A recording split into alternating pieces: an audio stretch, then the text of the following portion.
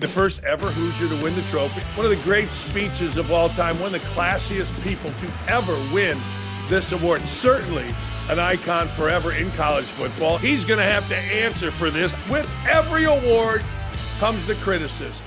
This, ladies and gentlemen, episode is brought to you by our good friends at Prize Picks, where, well, I hit a couple more this afternoon. What a week, what a weekend for the Indiana Hoosiers, not the basketball Hoosiers, but Mendoza, Heisman Mendoza. See what we did there? The entire Times Square area, whatever you call it, I don't know, was chanting Heisman Mendoza, bump, bump, bump, bump, bump. Heisman Mendoza, bump, bump, bump, bump, bump. And rightfully so, he came away, he did, with the Heisman Trophy. And I'm not going to lie to you, speaking as an Indiana fan, first game 1973, can't lie, never thought I would see the day.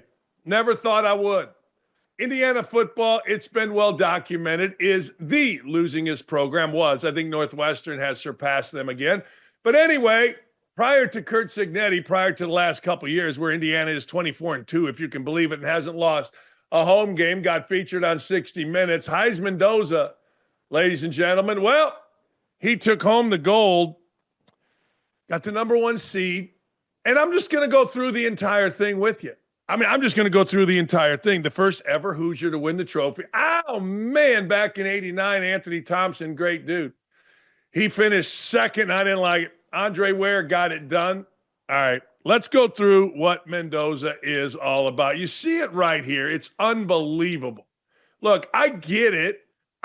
People will say, well, he wasn't the best. Fans of Notre Dame will say Love was the best. Maybe the Pavia clown. I don't know. But what I do know is this. The Heisman Trophy is in Bloomington, and here's why. First ever number one ranking. Now, if you want to tell me what does that matter for the Heisman Trophy, it matters, well, a lot. And the first ever isn't as important as the number one rating.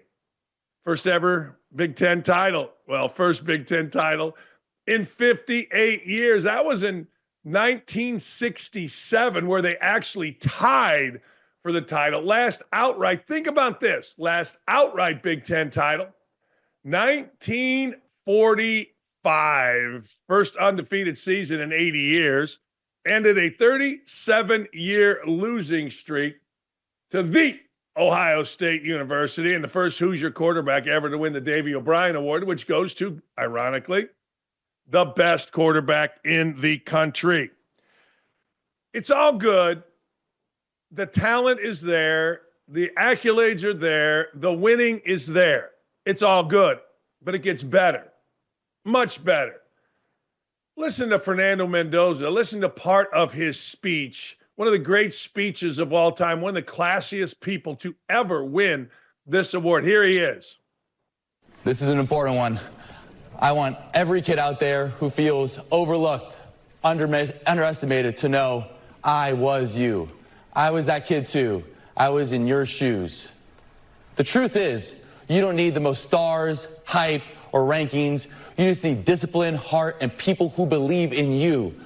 And you need to believe in your own abilities. I hope this moment shows you that chasing your dreams are worth it, no matter how big or impossible they seem. God bless. Go Hoosiers. Thank you guys all. Yeah. Well, that's only part of it. He talked about his mother who was battling with MS. His mother talked about Fernando carrying her upstairs. It's really remarkable. It truly is. Here's a kid that came from really one offer. He was going to go to Yale. Decides, well, look, I got an extra offer, and that was to Cal Berkeley. Now, make no mistake, this is an uber-talented kid. I mean, this isn't some kid from the streets who made good. This is a very, very talented kid who grew into his body and, frankly, got a lot of money to come to Indiana to play, if we're going to be real about it. But the truth of the matter is he was a no-star to three-star, depending on who you want to listen to, recruit. And he turned himself into potentially a national championship, or national champion, certainly an icon forever in college football and at Indiana University and in the Big Ten. It's a pretty amazing story. On the other side of it is Diego Pavia. Diego Pavia, the kid we've talked about, brother's getting arrested, brother's always in trouble, mom dancing like a hoochie girl. Well, Diego did not respond well to being left off the Heisman winner list. He didn't respond well at all. Here's a little of Diego partying with an F Indiana sign. I don't know why we're doing that. I mean, I get it. College kid, going to be college kid, and he's following in the footsteps of some of the greats like Johnny Manziel. You see the busty re-racked blonde on his arm. There she is. God bless you. Good for her. Anyway, she'll be gone probably as soon as that video is gone. And, well, Diego, F Indiana at a nightclub after losing a Heisman to Mendoza. God bless you, Diego. Nah, and then he said F all the voters and all that kind of stuff. And, well, here it is. He wasn't done. Here it is. Look at this. F all the voters, but family for life. They look like they're getting ready to take over a nightclub. Like they're getting ready to go to Swingers on the South Side and take it over, making it rain for all the dancers. I mean, my God. We got to be a little better than that. And you know what? To Diego's credit, he said, well, I made a mistake. Now, this is pretty funny. I think this is really funny. Yeah, I know somebody's going to get offended, but I don't care. We have exclusive video. We do. Exclusive video of Diego Pavia being arrested. Look at this. Pavia being let out in cuffs. Pavia, baby, come on. Say it ain't so. Say it ain't you, Pavia. You could have been a contender. You could have been somebody. But you know what? Short people got no reason. It's a song by Randy Newman back in the 70s or 80s. No reason to live. Apparently, either the sports information director of Vanderbilt yesterday got a hold of all of this, got a hold of Pavia, or he just simply went to Chat GPT to write an apology. We're not going to bore you with any of this. We're not going to bore you with his apology. It's heartfelt, blah, blah, blah, blah, blah. But we've told you about this. We told you about this weeks ago. This is a train wreck. And in 10 minutes, when he's 5'3", 310 pounds, munching on a cheese curd, somewhere, Indiana, Notre Dame, wherever, somewhere USA, I guess, it'll all be a distant memory. But anyway, people are asking, does this affect his draft stock? Well, of course it does. See, he set himself up for having to answer for all of this the moment he walks into literally every single general manager / scout / whatever interview. And I say whatever because it doesn't matter. It doesn't matter who he's talking to in the NFL, from an assistant general manager to the owner. He's going to have to answer for this. I don't know that he's an NFL player. He's certainly got heart. But I got to tell you, here's Albert Greer. Congrats to Fernando Mendoza. His personality is going to be analyzed, dissected plenty between now and April. But to me, he seems like an incredibly likable kid who loves football, his coaches, his teammates. We can save how he'll fit in with an NFL team for another day. Well, let's think about that relative to Diego Pavia. Diego Pavia, I don't know, but I don't think he was on anybody's draft boards where Shedeur Sanders is, and I have thoughts on Shedeur Sanders as well. But Diego Pavia, I don't believe is an NFL player. He's really little. We'll see. But make no mistake, I don't think anybody does that this will affect his draft stock, good or bad. Probably not good. But the truth is, he's going to have to answer for it. He's going to have some pretty good answers. And I hope he does, truthfully. I do. I hope he does. Now, with every award comes the criticism. Everyone, people, the criticism comes. Was it a down year for Heisman Trophy finalists? Was it a down year for the Heisman Trophy? Well, the old folks in the SEC think so. 24th in passing yards in the country. One game with over 300 yards passing. Comeback victory over 3 and 6 Penn State. They redefined what it means to win the Heisman Trophy. They did. Most clutch, best player on a dominant team. You know, it was, I believe, 3 fourth quarters the entire year that Mendoza played the entire fourth quarter. I mean, he was gone in the Wisconsin game that we went to. Yeah, he had a comeback against Penn State, but playing at Penn State in a we gotta have it kind of game ain't easy. And guess what he did? He got the comeback. I don't give a damn where his numbers are because, well, I just told you, didn't play in the fourth quarter. I mean, the dude was out of the game so much, people started misconstruing him for his brother. Honest to God, you can bitch, whine, and moan, and I'm sure every single year outside of maybe truly dominant years, people have complained about the Heisman Trophy. Complain all you'd like. But you know what? Indiana has its first Heisman Trophy winner. He's handled it perfectly well. And to the rest of you, I lift a cheek and I say, suck it. Bottom line. Hey, this episode is brought to you by our friends at Prize Picks. I hit one yesterday. I did. It's a holiday season, best time of the year for sports, bowl games, playoff matchups, playoff pushes. It is all happening at once. And while you and I are out there making decisions every day, what gifts to buy, what to eat, what game to watch, there's only one place where it feels good to be right. That, ladies and gentlemen, is Prize Picks. New feature alert. Prize Picks now has early payouts if your lineup gets off to a hot start. You now have the option to cash out those winnings before the game even finishes. Join millions of users. Sign up for America's #1 fantasy sports app.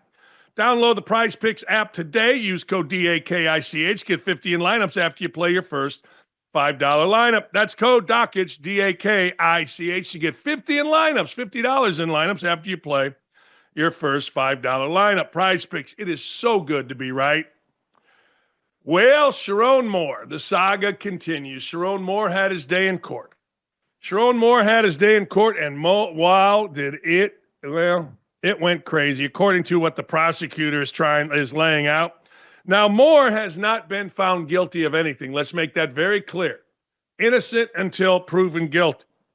It's going to be an uphill battle, though, given how these charges are laid out. Let's get into them. Let me see. Here we go. Here's the prosecutor, right? As we all now know, defendant was at some point on Wednesday afternoon fired from his employment. He then, at some point soon thereafter, came to her apartment in the address that is alleged in the complaint, barged his way into that apartment, immediately then proceeded to a kitchen drawer, grabbed several butter knives and a pair of kitchen scissors, and began to threaten his own life. I'm going to kill myself. I'm going to make you watch. My blood is on your hands. You ruined my life. And a series of very, very threatening, intimidating, terrifying, quite frankly, statements and behaviors there in that apartment. It was only then, Your Honor, when the victim, she called her attorney and then at some point indicated she was going to call the police, and then he left. And so, Your Honor, while I understand that there isn't evidence to suggest that he directly threatened the victim with any of those implements that I've indicated, the totality of the behavior is highly threatening and highly intimidating. She was terrorized, Your Honor. And in light of the totality of all of those circumstances, we consider a risk to public safety, a risk to this victim. And it's for those reasons that we are asking for those specific conditions. I'm more than happy to answer any other questions that the court may have or give you further information. I appreciate it. Man, imagine you're sitting right there thinking, man, I was just on the sideline coaching Michigan against Ohio State, and here I am. It's really sad to me, and I feel terrible for literally everybody involved. I feel terrible for him, everybody. I mean, this is such a bad deal that I don't know how this ends well. Although I will tell you how it ends well when I'm done here. According to court documents released on Friday, Moore has been charged with felony home invasion in the third degree, misdemeanor stalking, misdemeanor breaking and entering, third degree felony punishable up to 5 years in prison, stalking punishable up to 1 year, break-in and entry punishable up to 90 days in jail. Moore was released on $25,000 bond, no contact with the victim, GPS, device. The entire episode has put the Michigan football program in a situation where they cannot outrun past transgressions stemming from the Jim Harbaugh era, but we are currently witnessing in Ann Arbor is awkward to say the least. That's from Trey Wallace. It's just truly sad. I'm sorry. It's just, it's sad. The whole thing is so sad. And to see Moore sitting there like that, well, I feel empathy. I do. I'm sorry. I feel empathy. I feel big-time empathy for him. I feel big-time empathy for his wife, his kids. Hell, I even feel it for the girl. I don't feel it for Michigan, though. I don't feel it at all for Michigan. I don't know what's going to happen. There's all kind of investigations now ongoing, including on Ward Manuel, the athletic director. Did he cover up these affairs? I don't know. Nobody does. I guess we'll find out. I assume because it's Michigan, everybody's going to be lying through their teeth, lawyering up and hoping. But when you see somebody like that, it is just so damn sad. Now, after the firing of Moore, tied to the investigation into his inappropriate relationship with a staffer, his subsequent arrest, University of Michigan has decided it's time to take a deeper look at its own athletic department. Over the past few years, Michigan football has been wrapped up, and I've documented it. I told you this is the most corrupt program ever. I've never seen anything like this. People say SMU back in the 70s, great, but I've never seen anything like this, the totality of this. The number of arrests, I mean, you've got an offensive coordinator arrested for breaking into other schools and their co-eds, playbooks, pictures, that nonsense. A lower-level staffer arrested in Michigan team-issued gear trying to seduce a 13-year-old at a supermarket. You've got all kind of, now you got the head coach here who has been suspended numerous times. The previous head coach has basically been banned from college football with a 10-year show cause. I mean, what the hell? No, seriously, what do you want? It's astonishing. It really is. Whether it's the NCAA looking into the football program for cheating, the FBI investigating former coach Matt Weiss for allegedly accessing a private database to capture images of athletes across multiple campuses. Michigan's been at the center of more inquiries. I'm not going to say more than most because that's what's written here. I'm going to say more than all. I've never seen a program that is at the center of more inquiries, either by the NCAA internally or externally with the police. It's amazing to me. Now, with the latest scandal rocking the department, Moore's been fired for a relationship with a staff member that lasted more than 2 years. The Board of Regents has decided now, shockingly, to dig deeper into the athletic department. I think we can officially say that the glow, do whatever you want because we got a natty, is over. I mean, that's all that Michigan folks, they've hung their hat on two things. One, we got the natty. Two, we didn't have any vacated win. God bless you. Good for you. It's now going to look at how the Moore investigation began, what evidence was collected, whether all procedural steps were taken, the role and actions of A.D. Ward Manuel, past investigations, and mitigation efforts. There you go. No, it's astounding what's transpired. It's unbelievable what's transpired. And it seemingly never ends. You can say you got the natty, you got a couple Big Tens, maybe 3 in a row. Good for you. Is this worth it? I don't know. You know, as a father of a Michigan graduate, I'm stunned because this is not the program that John Beilein and Dusty May run in terms of basketball. I don't know what Juwan Howard was doing. Frankly, I didn't pay that much attention. But because my son played for Michigan during Beilein and because Dusty May is a former Indiana manager, I pay attention. Man, it's unbelievable. Hey, you enjoying the show? Of course you are. Make sure you head on over youtube.com/@don'tatme with Dan Dakich. Like, comment, subscribe. You'll never miss any of our great content. All right, let's go to this one. This is sad news. It's looking like the end of the Kelsey Mahomes dynasty. I don't know if you saw this, but isn't it amazing how a great athlete in fantastic shape can have a seemingly innocuous run, and next thing you know, it's a torn ACL. That's what happened yesterday to Patrick Mahomes. I've always said this. You know, I watched NASCAR. I watched IndyCar for a long, long time. I did. And I remember when Dale Earnhardt crashed. And you saw a million of those crashes. Next thing you know, that crash resulted in Dale Earnhardt getting killed. It was unbelievable to me. Well, almost the same thing happens daily or weekly in the NFL or the NBA. Somebody takes a seemingly innocuous step And that's what I saw Patrick Mahomes do. I looked at Lee and I went, holy cow, he's going to be out just from a step. Now, it's amazing. It's the first time in Mahomes' career Chiefs didn't make the playoffs. They are eliminated. The first time they did not make, listen to this, the AFC Championship game with Mahomes as the starting quarterback. This is a literal insane run. Let's give you a look. So there he is. All right, going backwards, missed the playoff this year, but you see from there until 18, they made the AFC Championship game. Holy cow. I got to show this to you. Jordan Schultz, friend of the show, he put out there the similarities between Tom Brady and Patrick Mahomes. Look at this. History repeating itself. Brady and Mahomes suffered ACL tears in their 9th NFL season. Listen to this. Both ACL tears came after the year after losing a Super Bowl and both having 3 Super Bowl titles. In other NFL news, our guy, Old Man Rivers, he couldn't throw the ball farther than me, but God bless him, he was out there competing like hell. He was competing like a sumbitch. Colts lost on 6 field goals. 6 field goals. Jason Myers hit a 56-yarder after the Colts kicker hit a 60. Colts couldn't have jacked that up anymore. And look, problem you have in Indianapolis is expectations are so low right now that it's like, oh, okay, well, Phillip gave us a chance. Man, that's too bad. I said it weeks ago, 8-2 could become 8-7 real quick. It's 8-6 right now. And Phillip Rivers, I don't know, man. I don't know why he just wouldn't blitz him. Oh.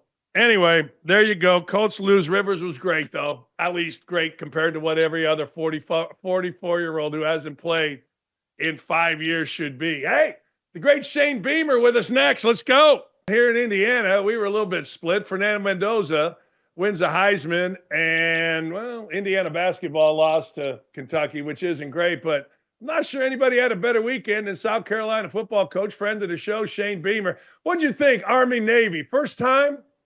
First time. Bucket list. I've always wanted to go. I watch it on television every year, Coach, and because of the recruiting calendar in college football, normally we're out recruiting or recruits are visiting us in the month of December, but this year in college football, December is a dead period.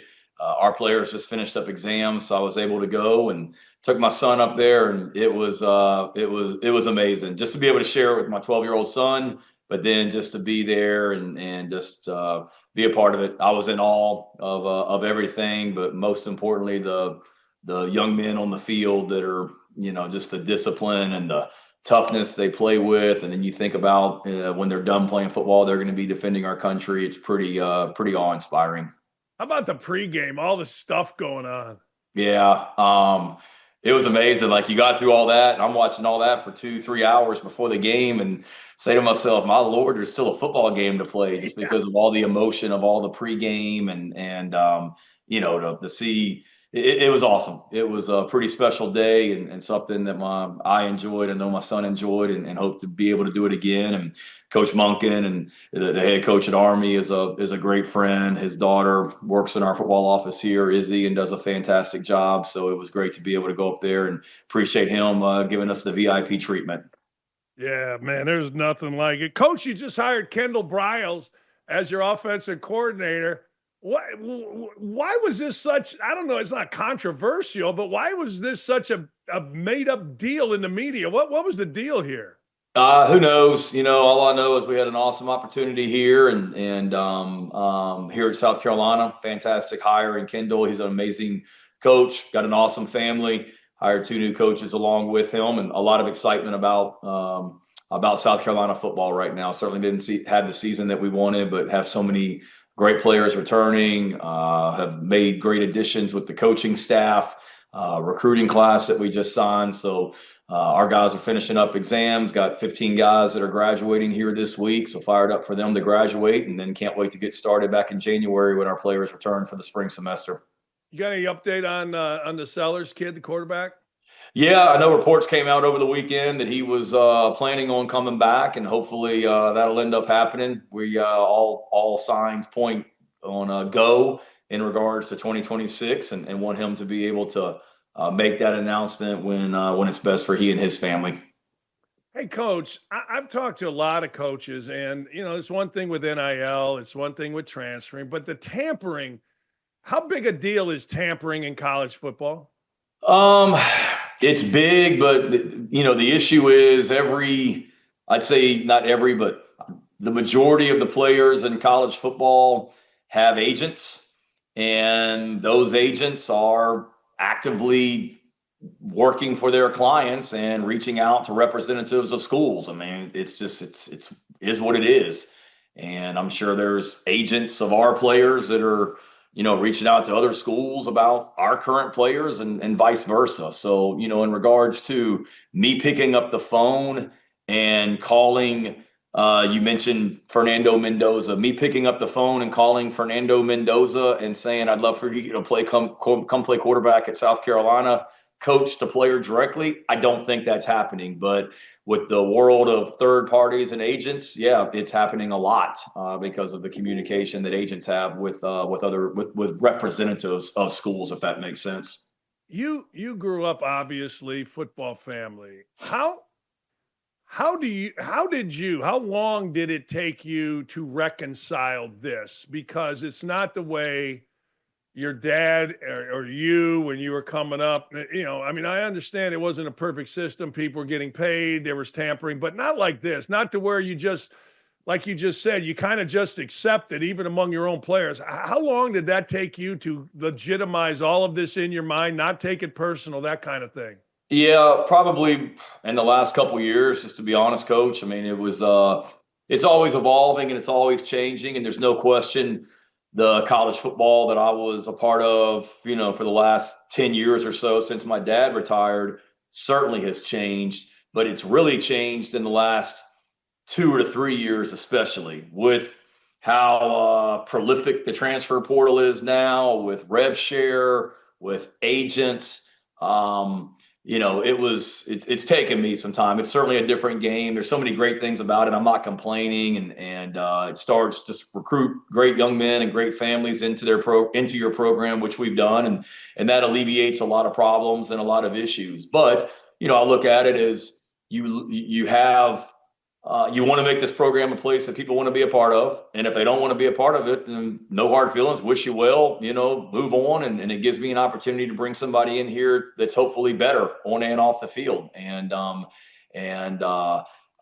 haven't had anybody, knock on wood, come in my office since the end of the season and tell me they were leaving for financial reasons or that they didn't like it here. All my conversations with our players, I've had 115 of them since the end of the season, have all been great. And but it's certainly a different game. But I don't think if you sit around talking about what it isn't and complaining about it, that's not helping anybody. And I'm blessed to be where I am. I got a great group of young men that I get to coach, and you just you realize that myself and every coach in college football right now, we're all learning and going through this thing for the first time and adapting and trying to maximize it for your potential, for your particular team.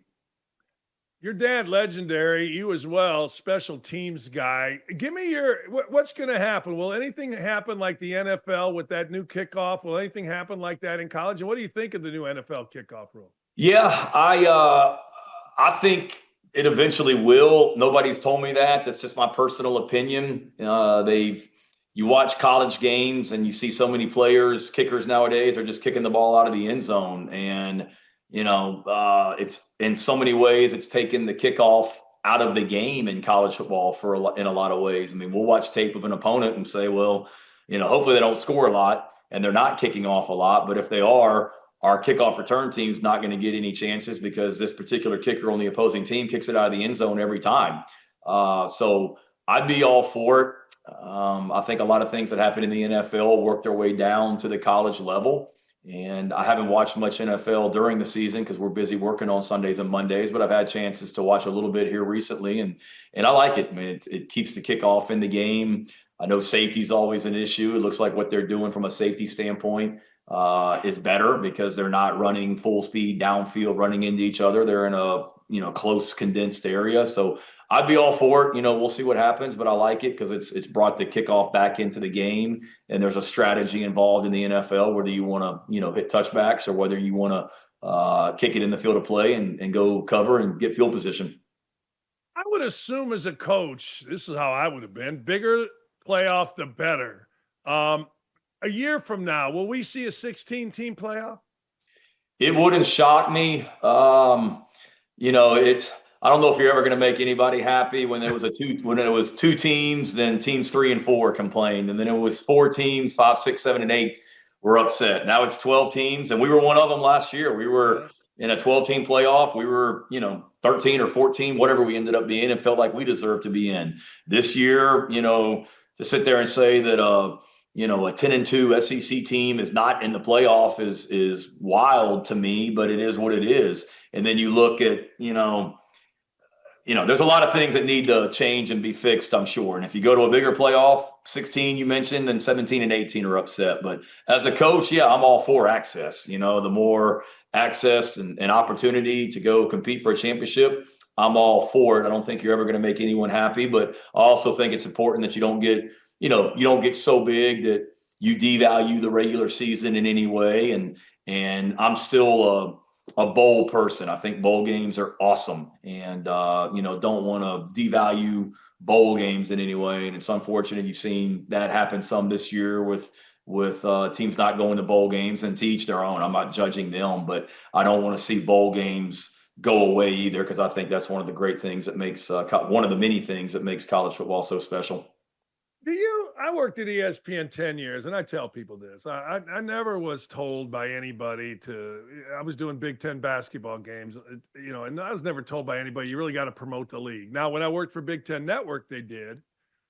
Do you, like, when you watch all this and you're seeing what's going on, bias against this, bias against that, I'm guessing you really don't care. You're just putting your head down and kind of trying to win. But I do think that there should be bias. I have a really good team bias. If you're really good, I'm biased towards you. Like, you know what I mean?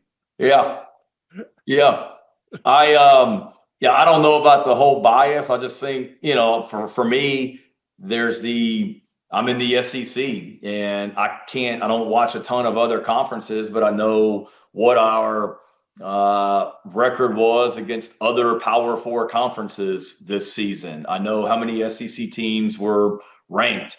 I know that we went through a stretch in October where I think we played like 5 straight teams that were ranked in the top 12 in the country at the time we played them. Like, no other team in America or no other conference in America is doing that week in, week out. So you can call it bias, you can call it whatever you want, but you can't argue with, the level of play and the teams that are in the SEC right now. So, whatever the people in the network say, hopefully they're looking at it and saying those are a bunch of really good teams in the Southeastern Conference, and they're talking about, the value of having those teams in the playoffs.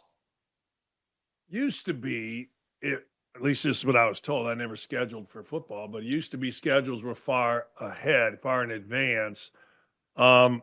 Do you look at how you schedule, particularly the non-conference season now? I mean, I believe if Notre Dame would have played, name 2 schools in the MAC or whatever, they'd have been undefeated, and they're probably number 1, 2, or 3. How do you look at scheduling now? Yeah, definitely. There's no question about it. And it's something that, you have to look at. We had the argument in 2024, Coach. I felt like we deserved to be in the playoffs. Now we lost 3 games. I understand why we weren't, but our argument was we had a 2-point loss to LSU in 2024. We had a 3-point loss to Alabama, or a 3-point loss to LSU, 2-point loss to Alabama, whatever it was. And that strength of schedule had to matter. Texas has that argument this year. Texas scheduled Ohio State. If they had scheduled another team not in the Power 4, not in the Big Ten, and won that game, Texas would most likely be in the playoff right now. So certainly you have to look at that, especially for us, because we're going to 9 SEC games, which is going to be a war in itself. But then we also play Clemson at the end of the season every year. So right away, I mean, to me, we have 10 Power 4 games automatically. And if every other team in the SEC is playing, 9 SEC games, maybe 1 Power 4 team, and then 2 non-conference games from a lower level, then we got to be smart about how we're scheduling. But to answer your question, yes, we do. We had a series scheduled with Miami for 2026 and 2027. That's been canceled. There's some other schedules down the road that we're looking at potentially, adjusting just to be smart, because, we're not, competition's a core value of our program, coach, but it doesn't make sense for me as the head coach of the program to have our team play 11 SEC and ACC games a year, or Big Ten games a year, and then everybody else in the league is only playing 9 or 10. That doesn't make much sense. So got to be smart from that standpoint. And if there's not a uniform requirement into how many Power 4 games you play, then we've got to be smart about what we're doing as a program. Would the Clemson game ever go away in your mind? I hope not. I don't want it to. I think it's rivalries, to me, are what make college sports so special, especially rivalry weekend, Thanksgiving weekend. I love it. And I know what that rivalry means to this state, the people of South Carolina. I know the history of this rivalry, and I don't ever want to see it go away. And I feel like Dabo feels the same way at Clemson. So I don't want that to go away, and always want to be able to continue to play that game. Do you, like in basketball, I've never really asked a football coach this because it's kind of new to me, the length of the playoff. Some college basketball coaches can't watch the NCAA tournament if they're not in. Do you watch football tournament? It's hard. I won't lie. It's hard. I did watch the championship games last weekend, or 2 weekends ago, whenever it was.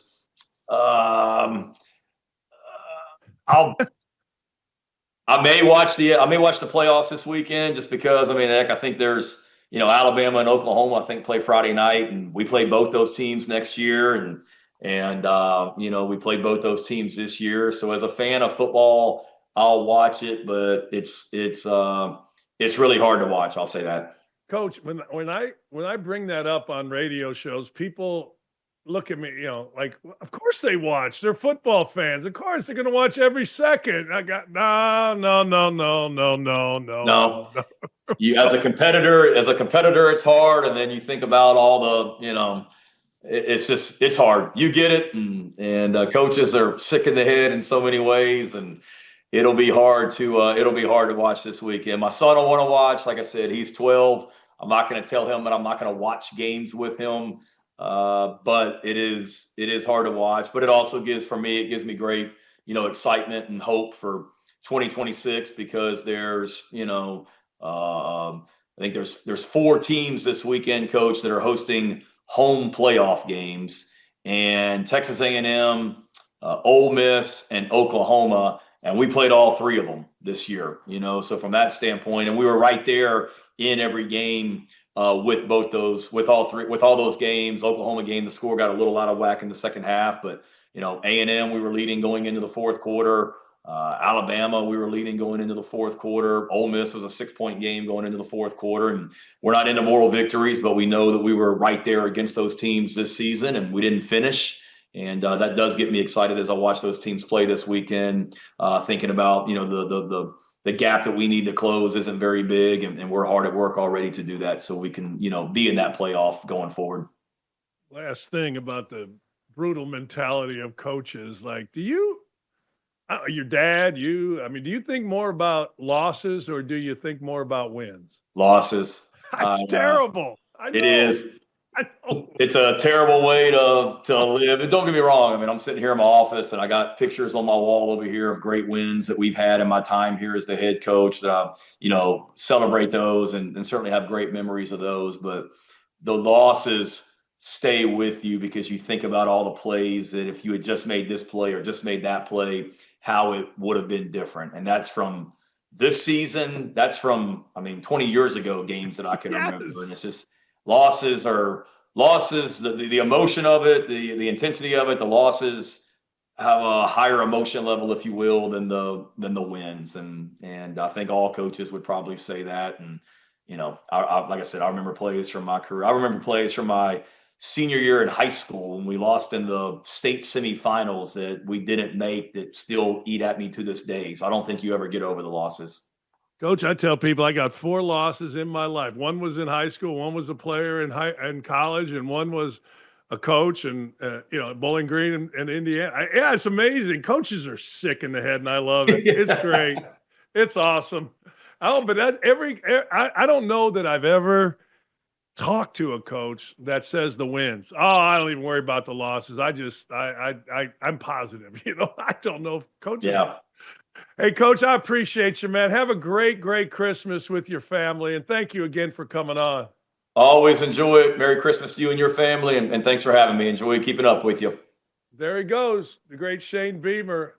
I'm telling you, coaches, man, that's what you do. You just suffer over the losses, sometimes for a lifetime. I mean, I went to high school 50 years ago. And when I see my guys, I'm like, oh, man. All right, we'll be right back.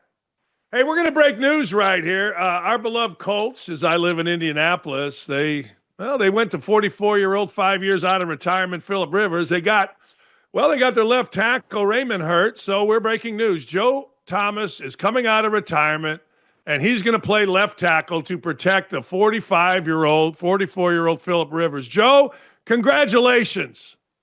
Hey, thank you. I appreciate it. You're replacing one German that's a little bit closer removed from Germany with a guy that's a couple more generations removed, but we're basically the same guy at this point.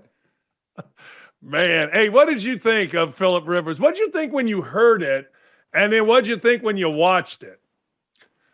Well, I know Shane from my time in Cleveland when he was out there with us, and I know that him and Phillip have a close relationship. And so I first heard it and I thought, well, that was really nice of Shane, signing him for the one-day contract, being the player coach, kind of helping maybe mentor whoever's going to take over that starting role. And sure enough, they were serious. They were actually going to put him in the game. And then I started fearing for his life. I mean, these are big people.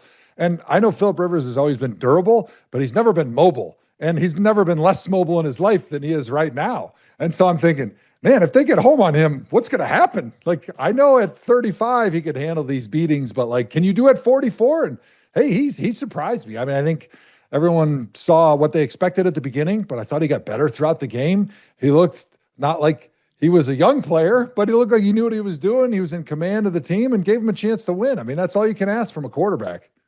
There's two things I saw. One is a positive, one's a negative. Tell me. You mentioned command of the team. I thought he had absolute command of the team, and I thought his arm stunk. I thought he's got nothing in there right now. Yeah, it's a noodle. I mean, he had an okay arm when he was playing, but he always had that weird delivery. And that inefficient delivery, I think, haunts you a little bit more as you get older, right? It's like the Charles Barkley golf swing. I don't think that thing's going very far. Every year it's degrading at a faster rate than it would if you just had a nice, normal, smooth delivery.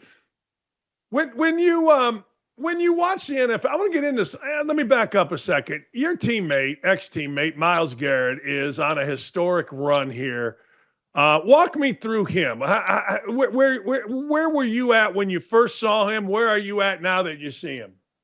So my last year in the NFL was his rookie year. So we got to play against each other a little bit in training camp. And then throughout the season, midway through that year, I ended up tearing my tricep tendon. So I never finished the season, but that was actually a blessing in disguise for me because it allowed me to take on much more of a coaching role because I'm not playing anymore. So I kind of got to mentor and help my offensive linemen. But then also I saw this amazing talent across from me who used to whoop my butt in practice. And I knew that if he was able to put it all together, he was going to be one of the all-time greats.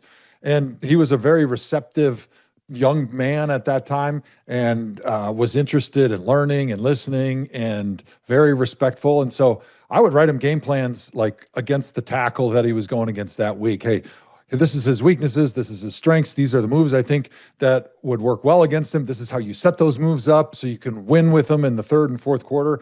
And he was great from the start, but he's taken it probably even beyond where I expected his ceiling to be. When he's going to set all-time records, it'd be shocking if he does it. Joe, let me ask you, and I don't mean this as a criticism at all, but if you're not breaking a record and you're where the Browns are now, I know personal pride comes into it, but how difficult is it to play every week after week and practice after practice? You're beat to shit and you're out of the playoffs. Yeah, it's mentally straining. I mean, I dealt with some of the mental challenges later on in my career. We had a nice 1-31 heater my last 2 years in the NFL. And so when you're a competitor, first thing you have to understand is mindset, right? You go through this whole off season it's long, it's strenuous. You got to put in the work every single day, right? Rent is due every day, and you don't have a game for a long time. But in order to get the most out of yourself, right, you got to feel like you're competing for something. In retirement, I went and did the Titan games with The Rock. I felt like the training got better because I was training to do something competitive, right? And I thought maybe I'd have a chance to win. And so I think each week in the NFL, you're always trying to convince yourself that there's a roadmap to go win this thing, right? And then that's how you get motivated to go out and give your best effort, your best preparation during the week. And the more times you lose, the more times you come up short, the more times you're getting closer to realizing that you're just fooling yourself as you're going through those preparations, that you really probably don't have a chance to win that weekend. And then, of course, when you're out of the playoffs, you're trying to find little things to play for, little meaningful victories throughout the game. And then maybe, hey, let's finish the season strong so we could build momentum the offseason. That was unfortunately my motto a lot since we were never playing for the playoffs at the end of the season. But I think it really wears on you. And for a guy like Miles on the defensive side, I think it's even harder. Because for me, if I choose to not do my job on a play, everybody's going to know it, including the quarterback's wife, who's probably going to be fighting my wife in the stands pretty soon in the middle of the game for getting him hurt. But on defense, you just kind of disappear. Nobody notices if you're giving a little bit less than your best effort, if you're not hustling to the football. You maybe don't have the stats at the end of the day, and maybe the coach gives you some loafs, but it's not like people are getting hurt. Guys are losing their job. And so I think it's easier for an offensive lineman. We're the bodyguards. We got to be on every single day. And that's an easy mentality to feel like I got to be ready for every game. On defense, they don't have that pressure. And so I think it even says a little bit more about Myles Garrett, the player, the man, and what he's doing this season with a team that's not very good, that's not playing with the lead, which is usually where you're getting your sacks. Where are you at with Shedeur Sanders? Where are you at as the future quarterback of the Browns? Yeah, 2 weeks ago, so 2 games ago, he played his best game of the season. It was a breakout game for him, over 300 yards passing. He was able to bring their team down at the end of the game to score a touchdown, give them a chance to make a 2-point conversion to go into overtime. And he was showing that leadership. He was showing that big play ability, that rising to the occasion talent that I think you have to have as a great franchise quarterback. And so I think everyone was really optimistic. And I think it's been dampened a little bit because he didn't play very well last weekend. It's easy to say that 2 weeks ago now in hindsight, they played a bad defense, took advantage of him. But then this week, playing against the Bears, playing against a better defense, they're starting to see a little bit more of his tendencies, and they took advantage of him a little bit. Now he's not getting a lot of help from the rest of the guys in the offense. He had Jerry Jeudy in the end zone, hit him with one of the best passes I've seen all season, right in the hands, bounces right off of Jerry's chest into the defender's arms for an interception instead of a touchdown. Offensive line, 4 out of the 5 starters are out, so he's not getting help around him. So it's a little bit difficult to say exactly what's going on, but I think you looked at the game and you said, I want to see Shedeur making less mistakes, right? That's the progress we got to make, right? 1% fewer mistakes in each game. And by the end of the season, you're going to say, hey, maybe we want to give this guy a shot and build around him at least for a year, make him the dude, and then we'll be able to have a really good decision about if he's our guy or not. But it is a little bit challenging when you don't have the players around you, you don't have the protection, and you regressed a little bit. You made more mistakes this week than you did the week before, so he's definitely going to want to have a big bounce back with this upcoming game to be able to get back on track to finish this season strong with these last 3 games and make a very strong case for himself to be the franchise guy. So I guess if you had to give me a percentage chance, what are the odds right now that they don't draft a quarterback in the first round next year? I'd say maybe it's 50-50 right now. I think it's really, truly a toss-up if you're the Browns organization. Joe, you mentioned the Bears. Would you like to comment on your suspension? I would. I'd like to apologize to the Bears organization, to the players, to the coaches, to the McCaskey family for the disrespectful comments that I made that they eat Slim Jim instead of Hall of Fame beef, Wagyu beef sticks. It was uncalled for, although it was factual, and they deserve all the hate that they got. I still shouldn't have called them out on national television the way I did. I don't feel like that was a true apology. I don't What? I'm outraged. And I also think that hat is stretched within an inch of its life. I think it's stretched like. You notice I can't get it over my ears. I do have a pretty big melon. Hey, great holiday gift. Hall of Fame beef, baby. Let's go. Let's go, baby. We've had a banger of a couple weeks here leading up to Christmas. It turns out that not a lot of dads want that old tie that's been sitting around on the Target racks for 3 or 4 years. And all they really want is some Hall of Fame Wagyu beef. They just want that beautiful box to show up. They want the beef sticks, the jerky, the summer sausage, the hot dogs, the steaks. That's what they want. They want to consume it with their family and friends and live the good life, baby. Hey, HallOfFameBeef.com, is that where we're going? Yes, sir. Now, this is your farm, right? Correct me if I'm wrong. That's right. Yep. We started the farm in 2012, got beef animals in 2018 because my kids thought I'd be bored and wanted to kick me out of the house to go raise some cattle. And we've just kind of exploded from there, trying to go online. In 2023, we started selling, sold out too quickly because I didn't have enough animals. And now we finally built up our herd to the size that we feel pretty good about starting to supply some restaurants throughout the Midwest, doing the online stuff still, getting into a couple grocery stores. So it's been a blast. It's been a lot of fun taking the elite genetics that I've curated with some partner farms, putting them together for our herd and delivering some of the best beef that you can possibly buy on planet Earth. Hall of Fame Beef, HallOfFameBeef.com. Joe, appreciate you, man. Merry Christmas. Thanks for dressing up for us. Appreciate You're you. welcome, Dan. Thanks for having me on your show. There he goes, the Hall of Famer. Go to HallOfFameBeef.com. Look, here's what I do. I give gifts to people that do nice stuff for me, and I just wrote it down, and I'm going to Hall of Fame Beef. I am. There's going to be probably 10 people get a little Hall of Fame beef from old Double D, because that's what we do. Joe Thomas, look, he's fantastic at everything. Great sense of humor. He did not get suspended, for those of you that are going to lose your mind and go, oh, he got suspended. You can't suspend the Hall of Famer. We thank Joe for coming on. All right. We shall return. We'll be right back. Let's woke-a-dope, shall we? Let's woke-a-dope. Woke-a-dope, woke-a-woke-a-dope. You know, don't call them immigrants. The ones being arrested and deported are illegal aliens. It's disrespect to immigrants that came here legally. Call it what it is. Well, you know that's not going to happen, because if you call it what it is and it says that you're siding with Donald Trump, I mean, that's just the world that we live in, and you guys know this. You know, if you do anything that doesn't just completely crush Trump's thoughts and you are a liberal or a Democrat, then you are de facto siding with Trump, and we can't have that happen. We can't have what's best for the country sided with by liberals. That'll be awful. Once. I say it all the time. Once. Just once. Don't worry about Donald Trump. Just worry about being honest and what's best for us. Next. Oh, boy.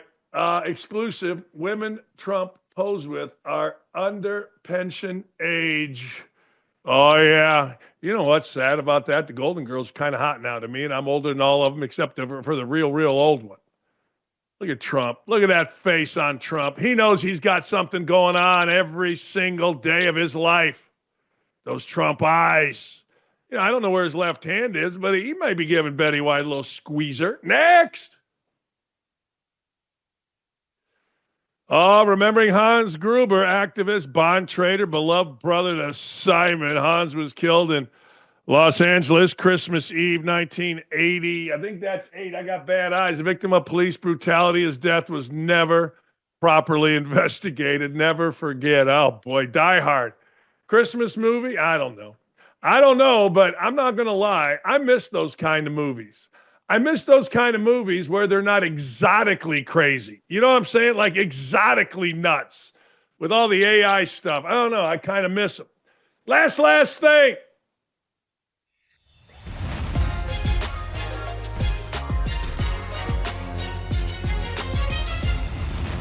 You know, I just want you to think of this real quick. If you're in the AFC in football, you don't have to go through Joe Burrow, and you don't have to go through Patrick Mahomes. Just think about that for a second.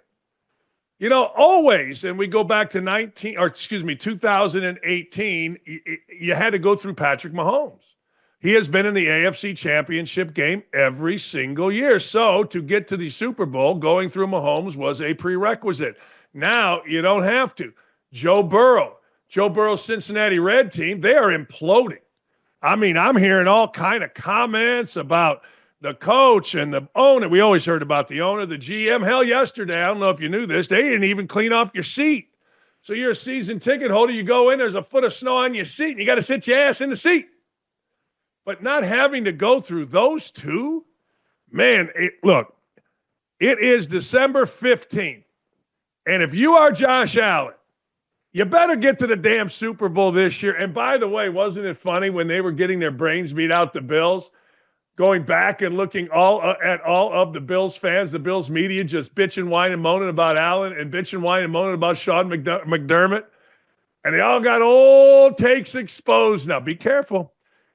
Be careful. Game's not over till the game is over. And the fat lady's singing. Fat lady wasn't singing at halftime yesterday. But hey, no Mahomes. First time since 18. No Burrow. I don't know what Lamar Jackson is or isn't. He's still there. You got to have to go through him. But damn, if you're in the AFC, particularly my Colts, what a missed opportunity. See you tomorrow. Thanks, everybody.